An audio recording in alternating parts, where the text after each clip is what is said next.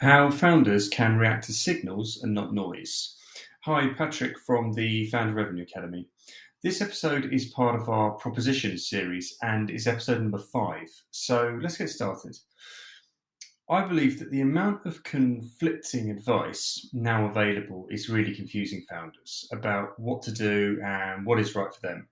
I also believe that this isn't going to get any less confusing as time goes on, given the amount of noise and market participants in the online learning and educational technology fields, because it's littered with generic advice without a confirmation of who the advice is for, and so therefore people get very confused. So let me illustrate one thing. You're watching this video probably because you're likely to be a founder of a very early stage startup that sells or wants to start selling their product or service to another business and are just starting out. So this is who we help at the FRA. We stick to this very narrowly because it's what we know, it's what we've done for a number of years. We've helped over 100 businesses of very similar profile scale. So we know this domain really well. Because what works for big businesses is not going to work for small startups. So it's really important to understand that particular point. So signals and noise, a quick definition of these two. So the signal is the meaningful information that you're actually trying to detect. The noise is the random unwanted variation or fluctuation that interferes with that signal. So I want to address the noise first. So for example, I just Googled how to create the phrase, how to create a sales strategy, and it returned 753 million results, which given Google's power is not too surprising. But what is the difference between the advice. 5 steps to do it this way, 7 steps to do it this way, 3 steps to the perfect sales strategy, and so on, which is great, but it's very, very noisy. So within these results, there will be good stuff, of course, signaling to you, but how do we determine what is right and what's wrong? So the way we do this is by being very resolute on our own identified niche and focus on the commentary around this problem set only, and just trying our best to avoid distraction. There's loads of things that we could get distracted with in terms of even pivoting your business. You could be a SaaS business right now, but you're hearing about all this crypto stuff, about NFTs, about Web3, all this kind of thing.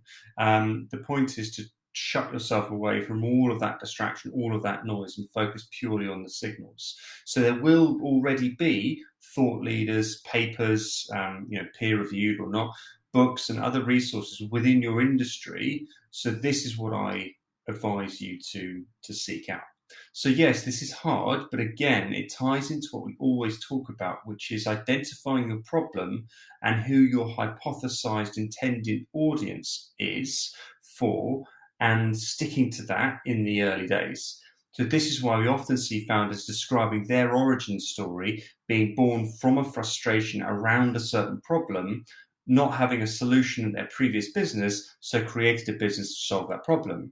So orbiting around this particular problem set is likely to be where the signals are amongst the noise. You'll have probably picked up by now that there is not an equitable split between signals and noise, and it will become clearer the more you do about which to ignore, which to take advice from, which particular person to listen to, which to ignore, etc., etc.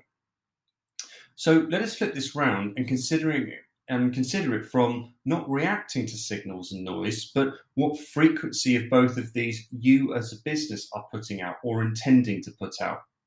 Are you creating monumental professional background noise for your clients, or an outstanding and consistent signal? So think about this point seriously. If you're true to your niche and your problem set, you'll be putting out signals to the marketplace that market participants will value and often return to. If what you put out is convoluted, it's too varied, it's too generic, or it's simply derivative of everything else out there, you'll be considered as piggybacking on others and not be bringing anything new or a particular new solution to the marketplace. So for example, the videos and content we put out is not relevant to those businesses who are beyond Series A. Enterprise businesses, FTSE 100 businesses, FTSE 100 sales teams or 25 plus sales reps, that kind of thing, because there are better services for this. So we help early stage founders and have done so for a long time. So our frequency is consistent and credible. So be and listen to the signal and ignore and don't be the noise. So that wraps up today's video. Remember, we create these videos a lot to help our founders and run these mini-series and all the key pillars of scaling B2B tech startups. So if you haven't seen the other videos in this proposition series or the other series at all, please check them out. And also don't forget to join our community with the link below, where you'll see all this content and get to interact with many like-minded founders as well. So I'll see you in there.